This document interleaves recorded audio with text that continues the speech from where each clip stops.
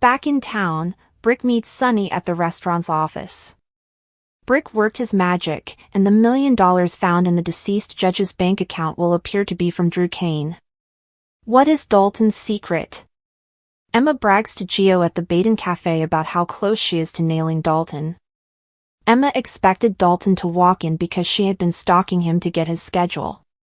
Emma walks over to the professor at the counter and surprises him with a slice of pistachio cheesecake, which she knows he enjoys. She tells him about all the work she's done and asks what's next.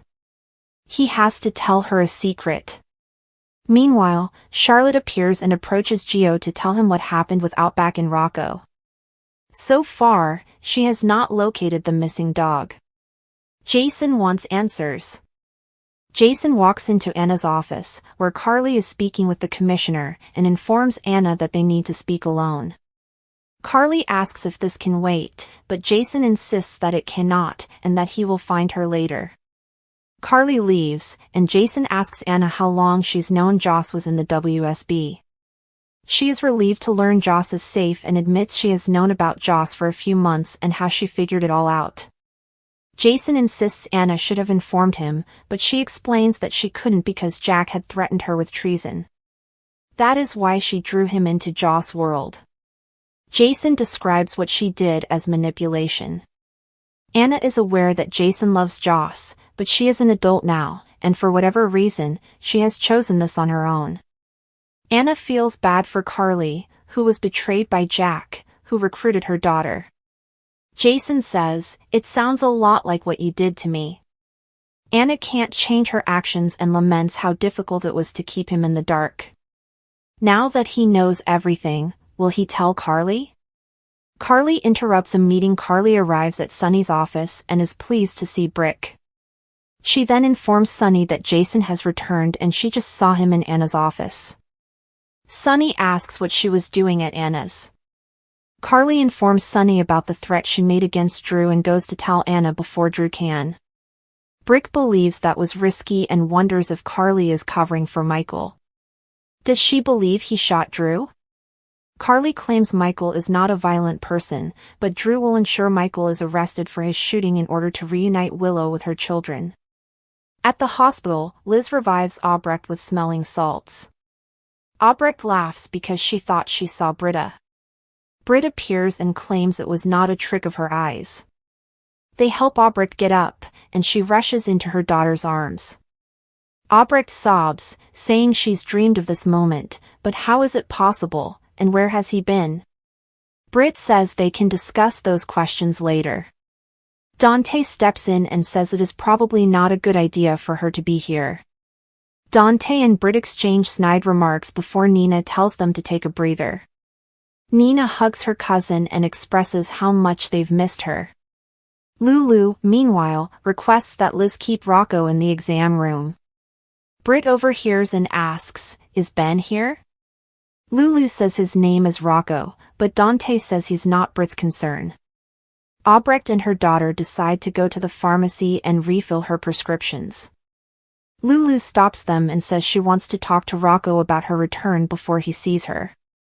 Britt jokes, "What, the child I brought into this world cannot see me? Fine, one night without my meds will not kill me." Nina, Britt, and Albrecht leave, and Lulu is furious with Dante about the turn of events.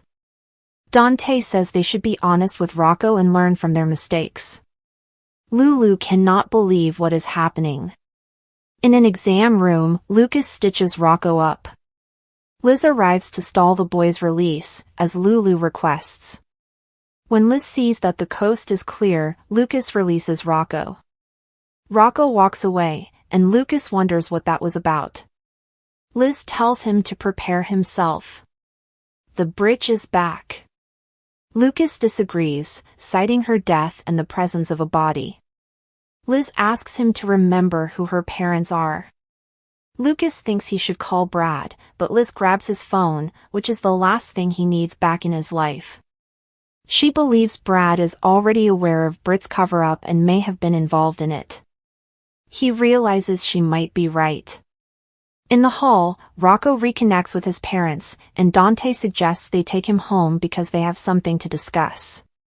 Will Britt reveal the truth? Nina, Albrecht, and Britt arrive at Nina's place, and Nina promises to prepare the guest room for her. Albrecht can't believe her daughter is here. Nina asks if she can explain where she has been and what she has been doing all this time. Britt says it's a long story and she'll get to it, but she's tired from the long flight. Nina suggests that they discuss it in the morning. Albrecht, on the other hand, is not willing to wait any longer. It's been 2 years, and she wants answers. Britt says she was approached about a research position before the attack. She took the job so her mother wouldn't have to witness her death. Nina wonders if she is saying the attack was staged. Britt claims it was real, but her death was not. Albrecht is furious at the thought that Britt staged her death, and she let her believe her daughter died in her arms. Dante and Lulu prepare to surprise Rocco. Lulu and Dante return to Lulu's home. His parents say they need to talk, and Charlotte appears and asks if he found Outback. The boy hasn't, and he wants to post a notice on a lost pet app. First, Dante and Lulu meet with Charlotte and Rocco. The parents surprise Britt with the news that she is alive and has arrived at the hospital tonight. They don't have any answers about her return. Rocco realizes she was present when he was, but they prevented him from seeing her. What happens in Australia does not stay there. Joss and Vaughn return from surfing at Bondi Beach, Australia. They return to their cabin and quickly become passionate, hitting the bed. Later, they have some pillow talk, and Joss discusses what happens when they return to the real world. Vaughn warns them that they must exercise caution, and Brennan is unaware of this. Suddenly, Brennan walks in, and they grab their guns and point them at him before realizing who it is. Brennan, furious, steps out after giving Mr. and Mrs. Nash a minute. They get dressed, and he returns. Brennan lashes out at them, demanding to know what happened at the resort, beginning with Britt. Joss explains that she knows Britt and thought they could use her to gather information, but their cover was blown. According to Brennan, that was done by Colette. Joss realizes that's how they learned about the black box. Jack is surprised they aren't dead and wonders how they escaped. Joss admits that Jason saved them. The text reads, "Subscribe to Soap's General Hospital newsletter. Get breaking news alerts, daily recaps, exclusive interviews, and spoilers delivered straight to your inbox. https://cloud.email.soaps.com/sign up." In the show's final moments, Brick inquires in Sunny's office about Michael's alibi. Carly is unsure, so Brick says he will see what he can do about one. They all agree that they need to protect Michael from the consequences of Drew's upcoming accusations, and Carly jokes that they'd all be better off if Drew died. Sunny claims that Drew's word will soon become worthless. Carly appears puzzled. Brennan and his agents are in Australia. Why was Jason there? Joss believes it has something to do with Britt, as they were previously involved. Jason discovered them during the process and saved their lives. Jack is furious that they risked their lives, defied his orders, and now have nothing to show for it. Or do they? At the cafe, Dalton receives a call informing him that something will be delivered tonight, and he agrees to pick it up. She asks if he needs her help, but he says he can handle it on his own. He promises to reveal everything tomorrow. She wants to know what the secret is that he mentioned. He tells her that the lates here are made with sheep's milk, which is why they are so delicious. Emma returns to Geo and believes she has finally got Dalton where she wants him. She assumes the shipment contains new animals to test on. Geo hates to ruin her day, but Outback is missing.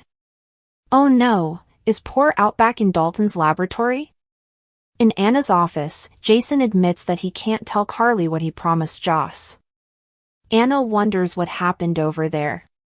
Jason storms out after telling her to ask her friend Jack for answers. At home, Rocco asks his mother what happened. Lulu claims he was with the doctor when Britt arrived, and she left with Albrecht and Nina to resolve things as a family.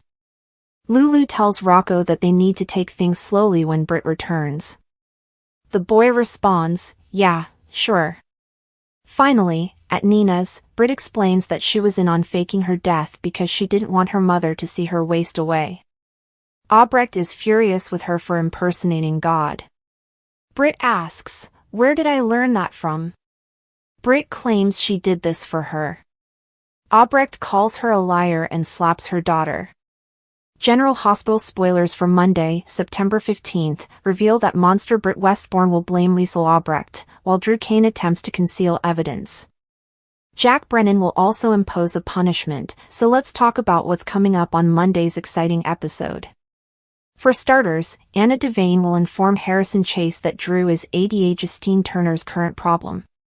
Drew will undoubtedly continue to be problematic because he will attempt to conceal some evidence. Drew will summon Martin Gray at GH and insist that they make sure the police never see that evidence. It appears that Drew will want to keep his Portia Robinson leverage, both for power and to keep the investigation focused on Michael Corinthos. Of course, Drew is unaware that Kai Taylor has already stolen the proof from the safe. Trina Robinson promptly destroyed it, so Drew will be suspicious when he discovers the blackmail material is missing. Next, Brennan will insist on this little stunt by Jocelyn Jackson S. Vaughn's will cost them both. Vaughn and Jocelyn botched what was supposed to be a simple recon mission, and Brennan is furious. Jocelyn and Vaughn's romantic relationship is also causing problems. That is why Brennan will impose a punishment and possibly take a bold step to keep the new lovers apart. Vaughn and Jocelyn will receive updates on the consequences Brennan intends to impose, so bad news is on its way.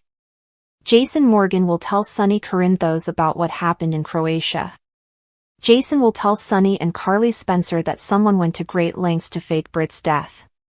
While Jason, Carly, and Sonny speculate on who is responsible for Britt's miraculous recovery, Liesl will continue to fume about her daughter's deception. Albrecht just slapped Britt, so expect more tension in Monday's show. It appears that Liesl will call Britt a monster for keeping her own mother in the dark about her survival. "I'm the monster you raised me to be." Britt fires back in the preview video. According to General Hospital spoilers, Nina Reeves may have to play referee, so don't miss the rest of Liesl and Britt's mother-daughter confrontation.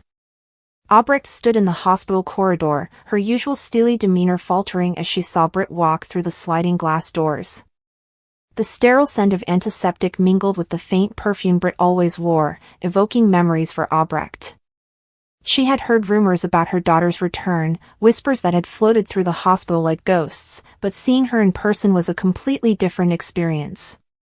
Britt's hair was shorter now, and her posture more confident, but her eyes retained the fierce determination Albrecht had always seen. However, instead of the expected flood of maternal warmth or even a calculated display of affection, Albrecht's face twisted into something unreadable, a mix of shock, pride, and something darker, possibly resentment. Those nearby, expecting a tearful reunion, were taken aback as Albrecht's voice cut through the air, sharp and cold. "So, you've decided to grace us with your presence again," she said, her words carrying an edge that made even the most experienced nurses pause. Britt, unfazed, returned her mother's gaze with a cool smile, saying, "I go where I am needed, Mother. You, of all people, should understand that." The exchange was brief but intense, leaving onlookers buzzing with speculation about what history lay buried between them, what wounds had yet to heal. Meanwhile, across town, another scene was unfolding, promising to start its own firestorm. Jack, ever the observant and protective figure, had been keeping an eye on Jocelyn, whose recent behavior had piqued his curiosity. Joss, vibrant and headstrong, had always been a force to be reckoned with, but her latest relationship with Vaughn, a newcomer with a reputation for trouble, had set tongues wagging. Jack had reservations about Vaughn from the start. His easy charm and vague past screamed danger in a way that Jack, with his years of experience, could detect from a mile away. So when he decided to check in on Joss, hoping to steer her away from what he saw as a dangerous path, he wasn't expecting what he discovered. The door to Joss's apartment was slightly ajar, which made Jack's stomach twist with anxiety. He pushed it open quietly, his footsteps soundless on the hardwood floor. The living room was empty, but a soft laugh echoed from the bedroom, followed by a low murmur that chilled Jack's blood. He moved quickly, his instincts kicking in, but when he reached the bedroom door, he stopped. Joss and Vaughn were tangled in the sheets, their close proximity making misinterpretation impossible. The sight hit Jack like a punch, not because of the act itself, but because of the implications. Joss, his fiercely independent but occasionally naive charge, was in deeper than he'd feared. Vaughn did not flinch when he saw Jack. Instead, he gave Jack a lazy grin, as if daring him to react. Joss, on the other hand, gasped and pulled the sheet up to her chin, her face flushed with defiance and embarrassment. "Jack, what are you doing here?" she demanded, her voice sharp but trembling around the edges. Jack's jaw tightened, and his gaze shifted between them. "I could ask you the same thing," he said quietly and dangerously. The air crackled with tension, a standoff with unpredictable consequences. Back at the hospital, Britt's return was already changing the dynamic among the staff. Her reputation as a brilliant but unpredictable doctor preceded her, and the younger nurses gossiped about her previous scandals, while the veterans admired her abilities even as they braced for chaos. However, Albrecht was a wild card. Her reaction to Britt's arrival was more than just a personal one, it communicated to everyone watching that their relationship was far from resolved. Albrecht had always been a formidable presence, her ambition and cunning matched only by her fierce love for her daughter, but that love was tainted by years of betrayal and unspoken expectations. Britt's decision to leave Port Charles years ago had left Albrecht wounded in ways she would never admit, and now that Britt was back, old wounds were reopening. Monica, the hospital's chief of staff, kept a close eye on the exchange between mother and daughter, knowing that it could disrupt her team's delicate balance. She drew Britt aside later, her tone firm but friendly. "Britt, you are welcome here, but we cannot afford drama. Whatever's going on between you and your mother, keep it out of these walls." Britt nodded, her expression unreadable, but inside, she was already planning her next move, not just to prove herself as a doctor, but also to navigate her mother's expectations. As the day progressed, the news of Britt's return and Jack's discovery spread like wildfire, with each story feeding into the next, forming a tapestry of gossip and mystery. Joss, still reeling from Jack's intrusion, began to question her choices. Vaughn's charm had drawn her in, his reckless energy a stark contrast to Jack's stability, but now that Jack's disapproval hung over her, she felt a twinge of doubt. Vaughn, sensing her hesitation, quickly reassured her, his words smooth and practiced. "Do not let him get into your head, Joss. We're good together," he said, brushing his hand against hers.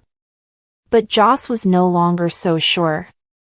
She had always taken pride in her independence, but Jack's presence in her life had been a constant, a stabilizing force she hadn't realized she needed until now. The prospect of disappointing him hurt more than she expected, and as she watched Vaughn relax on her couch, she wondered if she had misjudged him. Jack, meanwhile, was dealing with his own problems. Finding Joss with Vaughn had shocked him, not only because of his protective instincts, but also because it forced him to confront his own emotions. Joss was more than just someone he looked out for, she had become an integral part of his life in ways he hadn't realized. His rage was not just about Vaughn's questionable character, it was also about the prospect of losing Joss to someone who did not deserve her. He paced his office, contemplating his next move. Confronting Joss directly risked pushing her away, but allowing Vaughn's influence to grow unchecked was unacceptable. He needed answers about Vaughn, and he knew exactly who to ask, Carly, Joss's mother, who had an unrivaled ability to dig up dirt. When Carly learned the news, she was furious but not surprised. "That girl's always had a knack for trouble," she muttered, taking out her phone to make a call. If Vaughn had any skeletons in his closet, Carly would find them. Back at the hospital, Britt was slipping back into her role with ease, her hands steady as she reviewed patient charts, her mind sharp despite her mother's emotional turmoil. Albrecht, on the other hand, appeared more agitated. She confronted Britt in the break room, her voice low but intense. "Do you think you can just walk back in here and act as if nothing happened?" she inquired, her gaze scanning Britt's face for something, regret, perhaps, or vulnerability. Britt did not flinch. "I am here to do my job, Mother. If you can't handle that, it's your problem, not mine." The words were a challenge, a line in the sand, and Albrecht's silence said it all. She turned and left without saying anything else, but the tension between them lingered, like a storm about to break. As night fell over Port Charles, the stories began to intertwine. Britt's return was more than just a personal reckoning for Albrecht, it served as a catalyst, rekindling long-dormant alliances and rivalries. Jack's discovery of Joss and Vaughn was more than just a shock, it was a spark that could ignite a larger conflict, involving Carly, Sonny, and others with a stake in Joss's future. The town, always a hotbed of drama, was heating up, and no one knew where the next blow would land. For Britt, the hospital was both a battleground and a haven. She threw herself into her work, determined to show that her return meant more than just stirring the pot. But every interaction with Albrecht was a reminder of their tumultuous history, and every glance from a co-worker carried the weight of judgment. She knew she'd have to tread carefully, but Britt had never shied away from a challenge. Across town, Joss struggled with her own decisions, torn between the thrill of Vaughn's attention and the stability Jack represented. And Jack, ever the protector, was already devising strategies to discover the truth about Vaughn before it was too late. The days ahead would bring more revelations, confrontations, and secrets unearthed. Port Charles was a town built on passion and betrayal, and Britt's return, combined with Joss's involvement with Vaughn, set the stage for a drama that would leave no one unscathed. Britt had always felt the weight of other people's decisions, even when she tried to convince herself she had control. She had honed her reputation as the Britch, a cold, calculating woman who could manipulate as easily as breathing. But beneath that facade was a daughter, forever in the shadow of her mother, Liesl Albrecht. No matter how far Britt tried to run, or how hard she worked to become something more, the weight of her mother's crimes and betrayals drew her back down. That night in Port Charles, the bitterness built up until it exploded. She hurled accusations with venom, words that hurt more than fists ever could. "You made me a monster," Britt screamed, her voice cracking but her eyes blazing. "Everything they call me, every whisper they make about me, comes from you. You built me from your sins. You did not give me a childhood, you gave me a curse." Albrecht stood frozen, her usual sharp tongue cut off by the guilt she tried to hide beneath arrogance. Her hands trembled as she reached for her daughter, but Britt reacted as if her touch was poison. The air was thick enough to suffocate. The mother, who had previously justified every dark deed with claims of love, now found herself powerless, a mirror of regret reflecting back at her in her daughter's rage. Britt's pain was sharper than any scalpel, and each word was a wound Liesl knew she had created for herself. For the first time, Liesl Albrecht was unable to defend her actions. She had designed her daughter's infamy, and now the foundation was crumbling. While their confrontation raged, Drew Kane moved quietly in the background, his own demons demanding action. He knew too much and saw too much. The secrets he carried were more than just inconvenient, they were dangerous. Brennan's dealings, the shadows behind the facade, and the razor-thin line between power and ruin were all laid out in front of him. Drew had discovered evidence that could end lives and rewrite alliances in Port Charles forever. But the longer he stared at it, the more he realized it was a threat to his own life. A man who had spent years as Jason Morgan's twin, a Navy SEAL, and a hero in the eyes of some, now felt the crushing weight of a moral compromise bear down on him. He dug deep into the earth, literally and metaphorically, and hid what he discovered where no one else could find it. The dirt caked his hands, as if the soil itself was trying to remind him of his involvement. He told himself he was protecting people he cared about, but the truth was harsher, he was burying evidence not for justice, but for his own survival. Each shovelful of dirt represented a betrayal. He remembered Sam, Scout, Willow, and Michael, as well as everyone else who had put their trust in him to do the right thing. Nonetheless, he continued to dig, his heart beat louder than the night outside. Drew wasn't the man he wanted to be anymore. He was a man of secrets, and they were as deeply buried as the evidence he buried in the cold ground. He told himself that no one would ever find it or know, but the guilt burned in his chest like fire. What if the truth resurfaced? What if Sunny or Anna discovered the truth? The thought terrified him more than the action itself. Drew wiped his hands clean, but the stain of what he had done remained on his soul. And then there was Brennan. His punishment was unavoidable, though no one in Port Charles knew how it would occur. He played too many games, crossed too many boundaries between ally and adversary, friend and foe. Some thought he was a charming savior, while others saw him as a cunning manipulator who didn't care who died in his wake. The walls were closing in around him now. Those he had used were turning their backs, while those he had wronged desired vengeance. In a world like Port Charles, punishment was often delivered through betrayal, loss, and the erosion of power rather than through legal channels. Brennan's punishment was neither a cell nor a trial. It was watching his empire fall apart piece by piece, while the very people he thought he controlled slipped through his fingers. The night Albrecht and Britt fought, Drew dug, and Brennan fell from grace, Port Charles was alive with whispers. In the hospital hallways, nurses discussed the monster Britt accused her mother of creating. Drew's unease was visible in back rooms and hidden corners, despite his normally composed demeanor. And in the streets, Brennan's enemies banded together, plotting how to best capitalize on his downfall.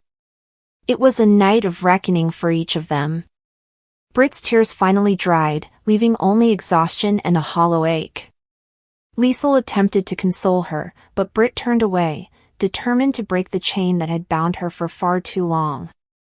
Regardless of how far she ran, her reflection still resembled her mother's eyes. She couldn't erase her bloodline, which was the cruel part of her curse. Liesl sat in silence afterward, the memory of her daughter's rage replaying in her head. For once, her sharp wit abandoned her, leaving her alone with only regret. Drew returned home, his hands raw from attempting to remove the evidence of what he had buried. The house was silent, but his thoughts were deafening. He wondered how long he could maintain this lie before someone noticed the flaws. Jason would not have done what he did. That thought gnawed at him, twisting in his stomach like a blade. Jason lived by codes, loyalty, and the truth even if it was ugly. Drew had convinced himself that he was superior to Jason in terms of humanity and morality. But tonight he wasn't. Tonight, he was a man who buried the truth so that no one would ever discover it. The thought of the dirt sliding over that evidence haunted him, its weight pressing down like a coffin lid. Brennan's punishment came in the form of whispers and isolation, rather than a gunshot or a judge's gavel. The allies he once relied on ignored his calls. The power he wielded with such confidence vanished like smoke. Even those who feared him no longer extended that courtesy. Fear had been replaced with contempt. He walked the streets with a desperate swagger, attempting to project authority, but everyone saw the flaws. His punishment was humiliation, the removal of everything that made him formidable. Alone, weakened, and exposed, Brennan was forced to confront who he truly was without his power, just a man, and not a very good one. Port Charles thrives on secrecy, betrayal, and reckoning. For Britt, it was the culmination of a life spent in the shadow of Liesl Albrecht. For Drew, it was the weight of evidence buried deep in the earth and even deeper in his conscience. And for Brennan, it was the gradual deterioration of everything he had built, punishment not by force, but by the collapse of his empire. However, in a place like Port Charles, nothing remains buried for long. Secrets resurface, guilt seeps through the cracks, and punishment is seldom complete. The night may have ended in silence, but the silence held the promise of more storms to come. The next day, Britt carried herself through the hospital corridors, her composure intact but her soul raw. She avoided her mother and refused to let Liesl's presence weaken her resolve. But every patient she treated, every chart she signed, posed the unspoken question, was she truly her own person, or just a reflection of her mother's sins? Drew sat at his desk, staring blankly at documents he couldn't read, every sound a reminder of what he had done. He wanted to protect those he loved, but at what cost? And Brennan, who had once been untouchable, found himself looking over his shoulder, no longer as the predator but as prey. It was only the beginning of their unraveling, and though they didn't realize it, the paths they had chosen would cross again. Britt's fury, Drew's guilt, and Brennan's demise were all intertwined threads. And in Port Charles, webs ensnared more than just the people who spun them.